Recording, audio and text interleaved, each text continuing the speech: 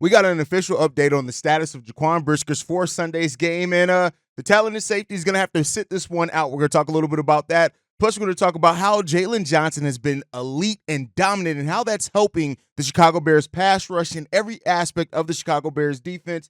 And we're going to look at some players that the Chicago Bears reportedly are keeping their eyes on in the trade market. We'll talk about all that plus more right after this. You are now tuned in to Chicago Bears Central, your number one place for all Chicago Bears news and content. What's going on, Bears fans? Welcome to another episode of Chicago Bears Central, your number one spot for everything Chicago Bears related. I'm the host here, Haize, but more importantly, you guys can follow the channel at Chi Bears Central on every social media platform we happen to be on. With that being said, let's go ahead and get into this content for today, y'all. And so, first up, just coming down about an hour ago as if this recording, and that is that Jaquan Brisker will officially be held out in Sunday's game. He will not be traveling out with the team. There was some hope that maybe Jaquan Brisker was going to be able to travel out with the team, meet them out there later, but now it's official. Now he's been officially ruled out for Sunday's game against the Jacksonville Jaguars. And you know what? This is the best thing. You want Jaquan Brisker having 3 concussions in 3 years. You really want, this to get fully healed. You don't want this to be something that can linger on or cause any problems.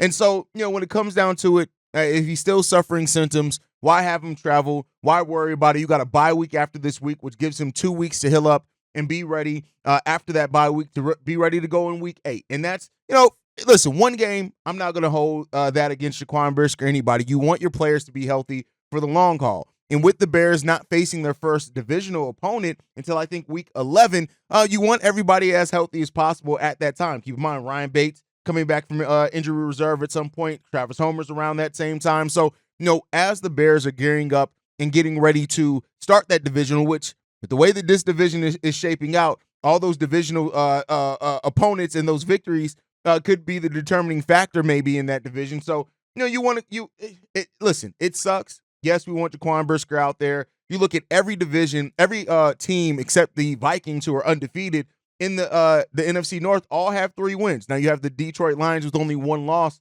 because they've already had their bye. Well, no, they actually play. They already had their bye. But so when it comes down to that, this is going to be a tight division. And so, I'm not saying that's necessarily why the Bears held him out. I'm sure his health should be the first and foremost thing there. And you want to do what's right by your players. Jonathan Owens is going to be ready. He can step in for 1 game for Jaquan Brisker. Our secondary play is so good that we should be able to weather the storm of 1 game without Jaquan. Now, of course it sucks. Jaquan Brisker has become such an impact player and a leader on that defensive side of the ball for the Chicago Bears that his absence will be felt. I'm not saying that it won't be felt that we don't have him out there, and it could cause the Bears to have to do some things differently, but we should be able to weather that storm right now. And so, let's hope the Bears still get that victory against the Jacksonville Jaguars, and let's hope that, Jonathan Owens and the secondary continue to play as well as they have been, and he steps up. And, we'll be okay out there. That's the thing. It's not all doom and gloom when it comes down to that, and we'll just see how it continues to develop for the Bears. Now, in talking about that secondary, which leads us to our next topic, is Jaylen Johnson has not just been good. He's not just been great. He's not just been dominant. He's been elite. When you look at Jaylen Johnson, in 5 games so far, receivers that have been covered by Jaylen Johnson have been targeted only 17 times. And that goes to show, right? And I know I've said this in a lot of episodes, but I just want to come down to it. When you shut down a whole side of the field, that makes everything easier for your defense, and we're going to get into that. So far, Jaylen Johnson has gotten 2 interceptions, 2 pass breaks up, and has only given up a QB rating of 33.1 when quarterbacks do throw to his side of the field. He's the 3rd-ranked quarterback in Pro Football Focus. When it comes down to he makes the defense better. And to add to that, when you look at how Jaylen Johnson shuts down that side of the field, what that allows your defense to do is that the quarterback has to think more, right? And so it allows some extra time when you look at it. The average league for separation from the quarterback, according to Next Gen Stats, by a defensive lineman is 4.57 yards. Montez Sweat, his average is 3.8. Javon Dexter's is 4.2. What does that mean? That these 2 guys are getting more pressure on the quarterback. They are sitting in a place where the quarterback doesn't have much space between these guys. They're doing it at a rate that's so much better than league average. And so when it comes down to it, when you have two defensive linemen that are closing in faster than the rest of the league on quarterbacks, you pair that with Jaylen Johnson shutting down a whole side of the field. This is why you're seeing this Chicago Bears. When we talk about how the Bears are able to get a pass rush without blitzing, that's part of the reason why. And Jaylen Johnson is making this defense better. And I'm so glad that the Bears decided to pay him and give him the money because he is living up to that wholeheartedly. Like, everything that Jaylen Johnson is doing in the game of football is making things better. And that's not even to overlook at when you have Kyler Gordon, when you have Tyreek Stevenson, when you have these guys as well that are doing their jobs, and Kevin Byard and Jaquan Brisker out there in the safeties doing what they do. This Chicago Bears defense isn't this good by accident. And I've seen some Bears fans doubt or suggest maybe the Bears defense isn't as good as what it looks like on paper. I'm sorry. Like, yeah, of course, the better teams in the league are going to try to do more. They're going to have a little bit better success, but you cannot take away from what Jaylen Johnson has done for years. And then also looking at Javon Dexter and his growth, right? That combination of Javon Dexter and Montez Sweat, and then when you throw in either Darrell Taylor and DeMarcus Walker, like, we have an elite defense. And I get why some of the doubts there. Listen, we're Bears fans. We've been through it. Like, all up and down. We've gone through everything you can just about go through as far as hope with the team, getting disappointed by the team, all this type of thing, all this type of stuff, as every team has. But, like, this Bears defense is real. This Bears defense is legit. And just because Jaylen Johnson may not get the number of interceptions that he got last year, which good that he already has to, right? He may not get the pass deflections of some other cornerbacks who get thrown to more. It's something to be said about the way that Jaylen Johnson has shut down a whole side of the football. That is just a special attribute. And keep in mind, there were people who last season, leading into Jaylen Johnson going into free agency, that tried to determine Jaylen Johnson's value just by if he's getting interceptions. Even so much so that I had a conversation with somebody on this platform that said, if Jaylen Johnson isn't a shutdown corner if he's not getting takeaways. Got to disagree with that. Again, you got to look at why there's a reason why quarterbacks don't throw to who Jaylen Johnson's guarding. And so it's really good to see that Jaylen Johnson, he already said he was coming into the season with a chip on the shoulder. It's good that after he got his money that he still found his motivation, right? It's not motivated by money. The money is something he deserved based off his play. It's not something that motivates his play. He was already a motivated player. And Jaylen Johnson is just the type of guy you love to have on your roster. He's that type of guy. Yeah, it's sometimes easy to forget unless you're looking at what he's doing out there. If you're looking at the amount of coverage that he's given as well. Like, and another thing that's special about what Jaylen Johnson is bringing to this team that I think some people overlook as well is how much how much pressure he's putting on the wide receivers as well, in an era where the wide receivers are meant, like, the rules are all built to where you can't touch wide receivers. It's just built to that. When you look at it as well, next gen stats, right? The separation between Jaylen Johnson and Deontay Johnson, for example, with that Carolina Panthers team, is that he had 3 catches for 23 yards, and his average receiver separation was 0 yards.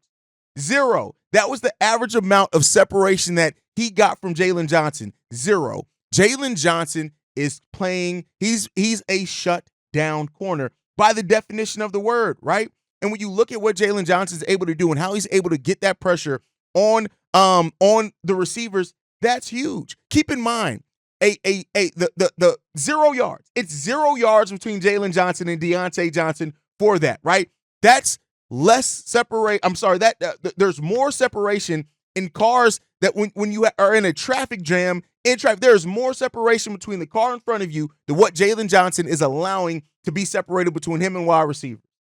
Jaylen Johnson is elite. Jaylen Johnson is dominant. Jaylen Johnson is played playing in this era. It's a luxury. And I love to see that Jaylen Johnson is getting the flowers that he rightfully so deserves, because he's the absolute monster.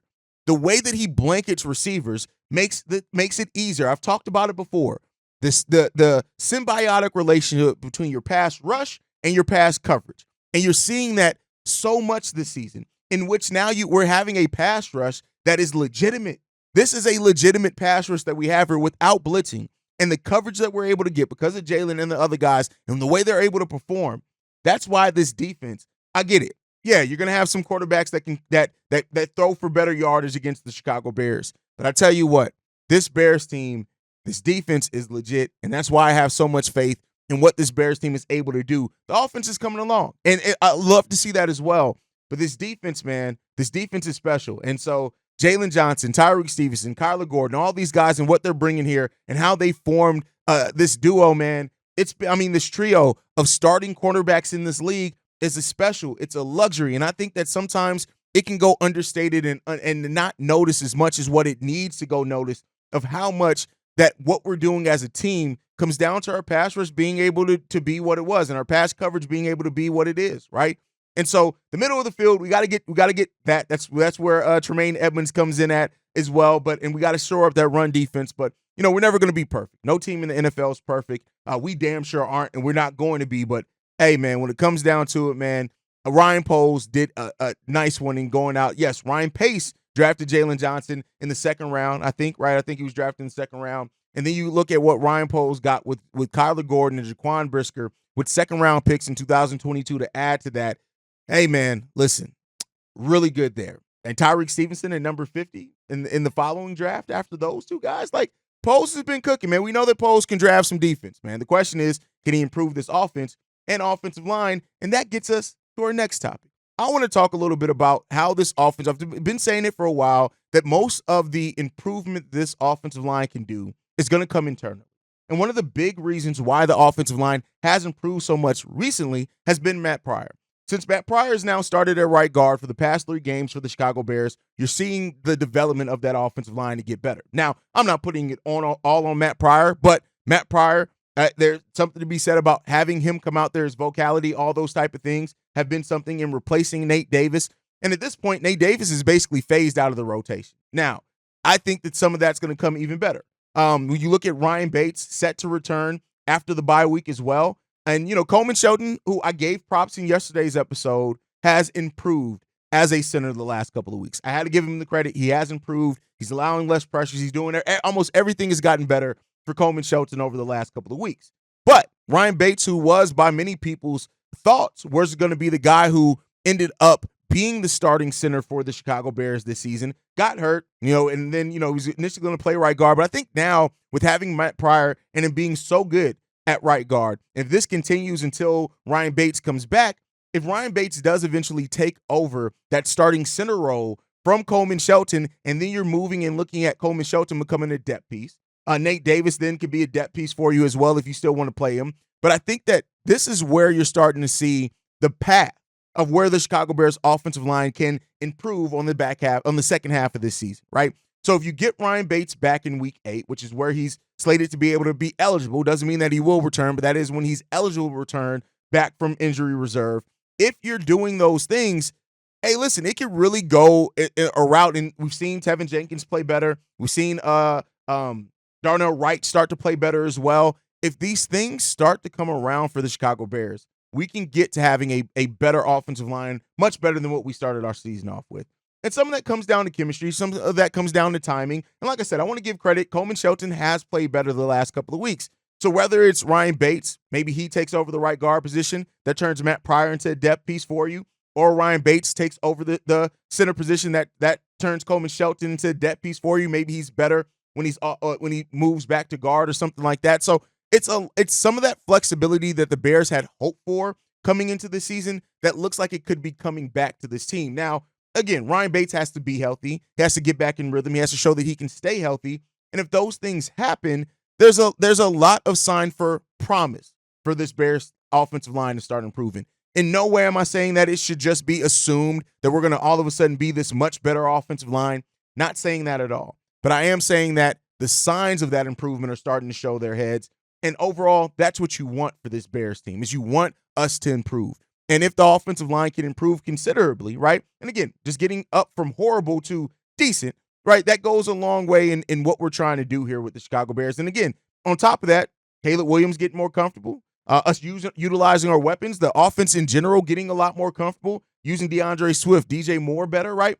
All these things, if they all come together, the Bears could peak at the right time, right? With having your offensive line playing better, with having your offense as a whole playing better, with your defense being healthy and what it could be like. If all these things start peaking at the right time, much like we saw last season, the Bears could see a better second half of the season than the first half of the season. And considering that we're 3-2 right now, We are going to go into the bye week either 400 or either at 500 or 2 games above 500. With those things all coming together and coalescing, it leads to a place now where, listen, it's not done. This Bears team, while I get it, a lot of people were bleak about it for a while there, it's not done. And so, and we're in one of the best divisions, one of the deepest and toughest divisions in football. The NFC North right now is the only division where every team is above 500 through week 5. The only division in football. And of course, right now the Vikings are 5-0. The Packers are looking really damn good. The Lions, listen, they look like the Lions. At the end of the day, man, listen, this division is deep, and this division is going to be tough. And when we start playing each other right now, start playing each other in the back half of the season, having everybody on the right page is going to be important. And so we'll see what happens to that, man. We'll see what's going to happen right now. The Bears and Packers is tied, both with a record of 3-2. Like I said, the Detroit Lions are 3-1. The Vikings are 5-0. And we'll see how those things continue for these teams, man. I'm really, really happy with where the Bears are right now, record-wise. And the fact that we have this record with so much that can still be improved, I think goes a long way. That if the Bears do that, man, and we don't face our division until week 11, hey, listen, things can really start looking up for the Chicago Bears. But one of the things that can also help things start looking for the Chicago Bears is the Bears, of course, maybe going out, and what Ryan Poles has done the last few years is be aggressive. When you look at since Ryan Poles has taken over, he's not been afraid. He's made moves for Chase Claypool, made moves for Montez Sweat, right? He's gone out and gotten guys at before the trade deadline that, we hope that Chase Claypool was going to be able to help the team. It didn't, but Montez Sweat absolutely did, right? And so reportedly, this comes out that the Bears, that Ryan Poles is monitoring the market closely, and there are 3 teams that currently have his attention of teams that he could do deals with. That's the Cleveland Browns, the Los Angeles Rams, and the New England Patriots right now. All 3 of those teams are 1-4. The chances are fading, and it is some hope that maybe you can go out and get some of the players from these guys as they are trying to recoup some assets, as they go forward and look. And so the reported targets from these guys that they could be out to go and look at are Wyatt Teller from the Cleveland Browns, who we talked about yesterday. That's a guard who's been a Pro Bowl guy, has some injury concerns. Reportedly, you can maybe get him for a day 3 pick. I'm not mad at that, but he does have that $21 million cap hit. Also, reportedly, the Bears could be interested in Myles Garrett from the Cleveland Browns. Now, that would take a lot. Like, make no mistake about it. Like, Garrett is one of the best pass rushers in the NFL, period. And if you put him on the opposite side of Montez Sweat with already what we have, with Javon Dexter in the middle, then you'll probably be able to move DeMarcus Walker to basically be used almost exclusively in the middle, but still, can you back up either guy? Man, hey, listen, if the Bears make a move for Myles Garrett before this trade deadline, I would absolutely lose my shit. But then from New England, Josh Uche from New England, who he's been okay, right? Had 11.5 sacks in 2022, so he's capable of definitely getting to the quarterback. But then I think the position that most people are looking at that the Bears want to address is that offensive line. So, of course, Wyatt Teller makes some sense there. Then, reportedly, Michael Jordan, a guard as well from the New England Patriots, is also on his board, which, listen, Jordan is a really good pass protector, and he can definitely offer some pass protection. He's only allowed 5 pressures so far on the year, so that's definitely somebody that you can look at that can come in and help this offensive line considerably, right? And I think Michael Jordan, if we're looking at him with the New England Patriots, I don't think he's making a whole lot of money. I could be wrong on that one. I could take a look at that. Let's see. So, and I know this is very exciting podcasting when it comes down to it. Yeah, listen, he signed a 1-year, $1.1 million deal. So, listen, he's definitely somebody that is, it's a low risk, high reward possibility for that one. So I wouldn't mind the Chicago Bears making a move for him at all when it comes down to that one. And then lastly, Kevin Dotson with the Los Angeles Rams, as well as another player reportedly that the Chicago Bears could be looking at from the Los Angeles Rams. And so, listen, hearing this does not surprise me at all. I think that Ryan Poles is somebody who's always going to keep his ear to the ground to see what he can get. If he can improve this team, he's going to make a move to improve this team. The bigger question is what he would have to give up to get these guys. That's a big question there. Now, Kevin Dotson is a player that he is under contract for 2025-26, where he has a $17.9 million cap hit in both those years. So, if that is the move that the Bears do look for, that's a reasonable deal, right? It's not the $21 million of a Wyatt Teller when it comes down to that as well. So, that's the thing what you're looking at for. So, and Dotson's been a player that's played in Pittsburgh. He's played with the Rams, and so he's been solid when it comes down to it. It just comes down to price. And I think that if when it comes to it, if Ryan Poles can get any of these guys and the pick compensation is not huge, then Myles Garrett is probably going to be the one that would cost the most as far as draft compensation. But if any of those teams are willing to part with those players, especially those offensive line players, I think the Bears would have to take a swing at it. But let me know what you guys think. To recap, as far as offensive guards that reportedly the Bears are monitoring their availability, Wyatt Teller with the Cleveland Browns, Michael Jordan with the New England Patriots, and Kevin Dotson with the Los Angeles Rams. And then reportedly Edge and Myles Garrett and Josh Uche with the New England Patriots as well. So let me know what you guys think on that.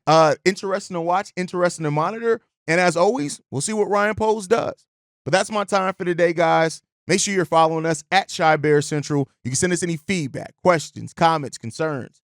ChicagoBearCentral@gmail.com. Lastly, if you want to leave a text message and our voicemail for the mailbag, the number to do so, 773-242-9336. We are the number one spot for everything Chicago Bears related, but that's thanks to you guys. And like I like to end every episode on, Chi-Town up, but bear down. Love you guys. Peace, y'all. This has been a presentation of the Break Media.